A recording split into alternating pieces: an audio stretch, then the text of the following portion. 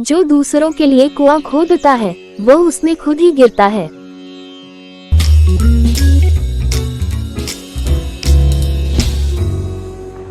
एक बादशाह के महल की चारदीवारी के अंदर एक वजीर और एक कारिंदा रहता था।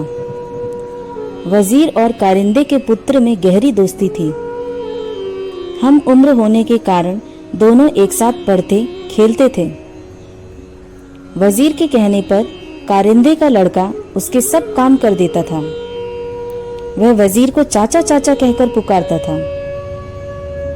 बादशाह कारिंदे के पुत्र को बहुत प्रेम करता था। बादशाह के कोई संतान नहीं थी, इसलिए वह कारिंदे के पुत्र को ही अपने पुत्र के समान समझते थे।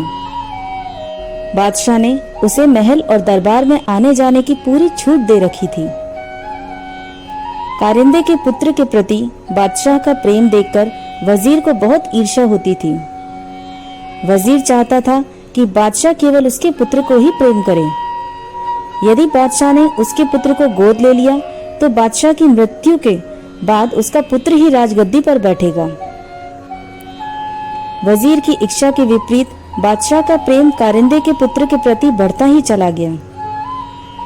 बादशाह वजीर के पुत्र को जरा भी पसंद नहीं करते थे, इसलिए वजीर कारिंदे और उसके पुत्र से मन ही मन ईर्ष्या करने लगा। वजीर ने कारिंदे के पुत्र को मारने का निश्चय किया। उसने कारिंदे के पुत्र को रुमाल और पैसे देकर गोश्त लाने के लिए कहा।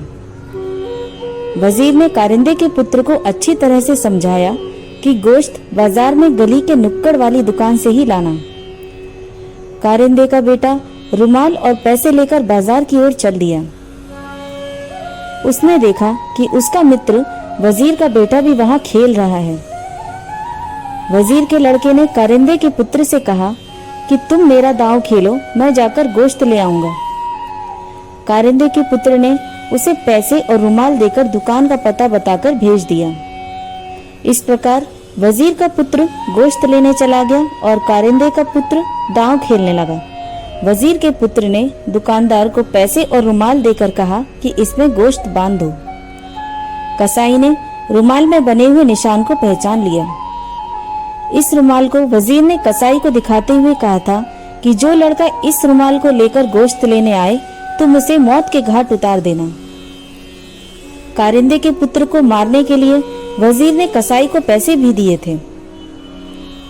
कसाई ने अंदर भट्टी जलाकर सारी तैयारी पहले से ही कर रखी थी। कसाई ने रुमाल और पैसे लेकर उस लड़के को वहां बैठने के लिए कहा और स्वयं अंदर गोश्त लेने चला गया। तभी वहां पर लड़का भी चला गया। कसाई ने तुरंत उस लड़के को उठाकर जलती हुई भट्टी में झोंक दिया। कारिंदे का पुत्र अपने दांव खेलकर अपने घर जा रहा था कि उसे रास्ते में वजीर मिल गया। कारिंदे के पुत्र ने पूछा, चाचा भैया गोश्त ले आया क्या? इतना सुनकर वजीर के पैरों तले जमीन खिसक गई। तभी कारिंदे के पुत्र ने कहा, चाचा भैया ने मुझसे रुमाल और पैसे ले लिए थे और कहा कि तुम मेरा दांव खेल लो, मैं गोश्त लेकर घर चला जाऊंगा। मैंने भैया को दुकान का पता भी बता दिया था। वजीर की आंखों के आगे अंधेरा छा गया और उसके मुख से एक शब्द भी नहीं निकला। अपने पुत्र को याद करता हुआ वजीर अपने घर चला गया।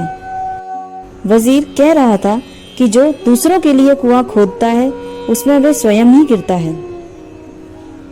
शिक्षा। इस कहानी से हमें यही शिक्षा मिलती है कि हमें कभी भी किसी का बुरा नहीं करना चाहिए और न ही सोचना चाहिए। अगली कहानी के लिए चैनल सब्सक्राइब कर लीजिए, साथ ही नोटिफिकेशन बेल आइकॉन क्लिक करना न भूलें।